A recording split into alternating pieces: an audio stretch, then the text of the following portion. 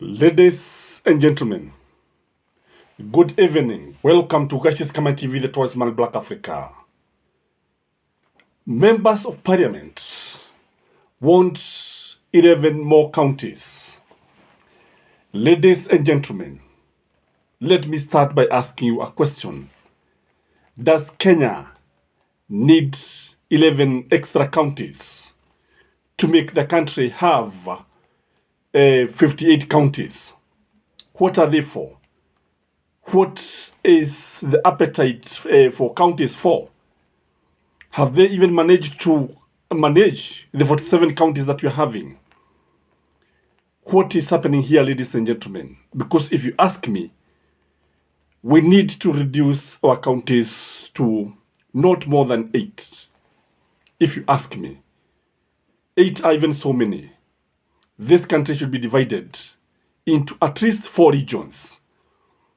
And each region should be autonomous, but answerable to the national government. The national government should supervise these regions with actually presidents. And these presidents should be elected directly by the people, together with the president, who should be the head of government and the head of state. Ladies and gentlemen, why do our members of parliament, or do our politicians want more counties? If you're joining here for the first time, like this video, kindly subscribe if you have never, before we continue looking at the reason why these people want more counties. The first reason, in my view, is that politicians are very hungry for money. They are usually very hungry for money. You know, with the counties comes money that is given to the various counties.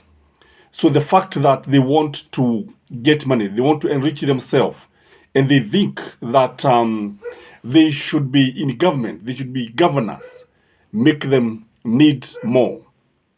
The second reason, in my view, is the hunger for power.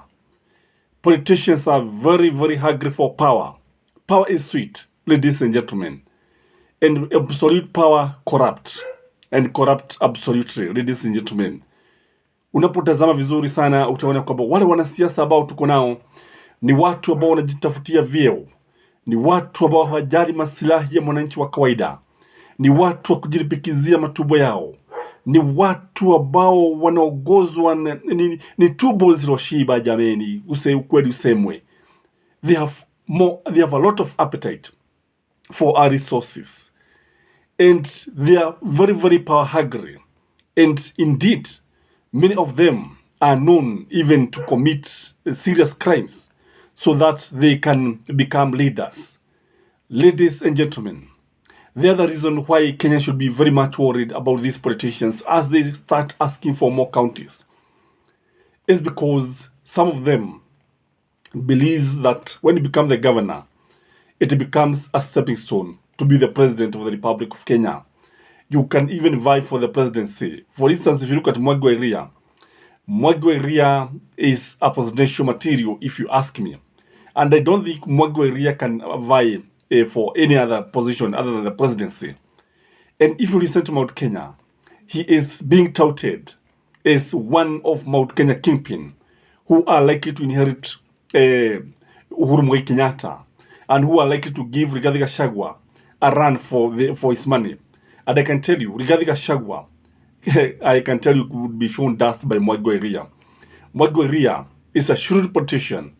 Ni mtu ambaye anajua siasa kabisa. Ni mtu ambaye anajua kujipaga. Ni mtu ambaye vile vile ana pesa. So that is why they are trying to have extra counties. The other reason, in my view, there is a feeling of discrimination. That one could have a positive effect. For instance, the people of Kuria. The people of Kuria strongly believe that they are not served in Luo Nyanza counties. Hivyo ndivyo wengi wanafikiria, and wengi wamewahi kusikika wakilalamika ya kwamba wangetaka kuwa na magatuzi yao ili kuwa na huduma karibu na wao. But do we need these things, ladies and gentlemen? What is even the need of dividing the counties in terms of tribes? You know, tribalism is one thing that has brought this country back. It is one thing that is driving this country to hell and to hopelessness. Kwa sababu hapa kutokana na kasuba ambazo ziletwa na wakoloni, kasuba ambazo hazina mwelekeo, kasuba ambazo hazina maana, utapata mtu akijiangalia na kuona, you first identify yourself as somebody like now here as Gachie, a Kikuyu from Mount Kenya, what. Instead of saying a Kenyan, just that one is enough. If you go to Tanzania, ladies and gentlemen, before you know that somebody comes from, say, Nyamwezi, Yao, Chaga, you would take a lot of time because they speak in one language. Tribalism is something that Julius Nyerere and his soldiers in eternal peace. Julius Nyerere was able to unite Tanzanian in one language. Na mambo ya ukabila wakatupilia bari sana, na wao wanajiona kama Watanzania kwa sababu ya uzalendo. So when you look at lack of patriotism, kwa sababu Wakenya si wazalendo, wengi si wazalendo, hawapendi nchi zao na wanajiona kama makabila, ni jambo ambalo linaweza kuwafanya wawe sasa wanaona wanafaa kuwa na counties, extra counties. Again, they could have been sent, ladies and gentlemen. They could have been sent to divert the attention of the country. You know, at this time, the country is crying after the Supreme Court drew the petition of Okia Omtata, that of finance bill. People are mad. And I know that the executive knew that it would be thrown away to divert the people's attention. Sasa wanaanza kuleta mambo haya. Also to divert the people's attention of the high cost of living, the high cost of electricity, and the impending increase of fuel prices. Because this one, ladies and gentlemen, hapa jipageni kwa sababu sijui kama mtaponea chupu wakati huu. Naona tukiongezwa, naona tukirabwa na EPRA, Energy Regulatory Authority, come date 14 hapo, huenda tukajipata tukinunua mafuta kwa bei ya juu. Na maisha yanaonekana yanazidi kupanda na kuwatatiza watu. So I believe the government could be doing this just to divert the people's attention. Ladies and gentlemen, you know very well that the government is planning to tax peoples in diaspora. Yes, nyinyi watu mko katika diaspora.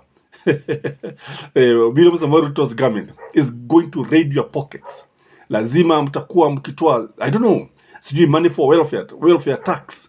Sijui at in case of a demise of somebody who is staying in diaspora, sijui pesa zile zinachukuliwa. I don't know, I have not followed it very clearly, but what there is that there is that plan, and I think it has been taken to parliament already, and what is waiting is just parliament to approve. And once it is approved by the parliament, kile ambacho watafanya wanaanza kuwatoza kodi wale ndugu zetu ambao wanaishi kule ughaibuni, Marekani, Uingereza, Ufaransa, wapi, Italia, Ureno, name it.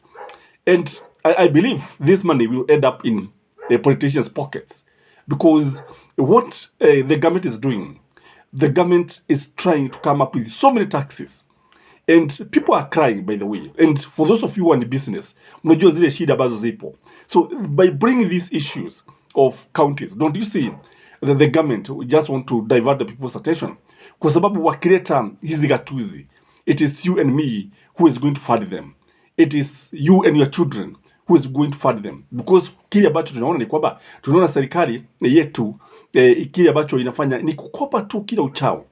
Mikopo, I think they have borrowed more than 1.5 trillion so far. And this is the same government that was lamenting about Uhuru Muigai Kenyatta's borrowing money from right, left, and center. In fact, they are borrowing now everywhere.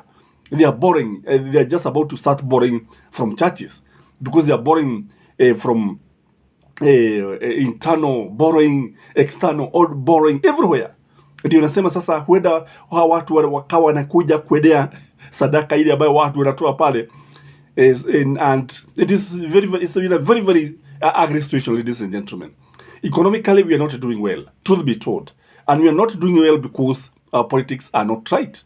I don't know what you think, ladies and gentlemen, but do you think the country need 11 more counties? Just comment through the comment section. You can write yes or no. You can leave your comments. You can say what you think. Because if you ask me, even the 47 counties should be dissolved and should be reduced, I think, between 4 and 8. That is my take, ladies and gentlemen. And may you have a blessed weekend ahead. Bye-bye.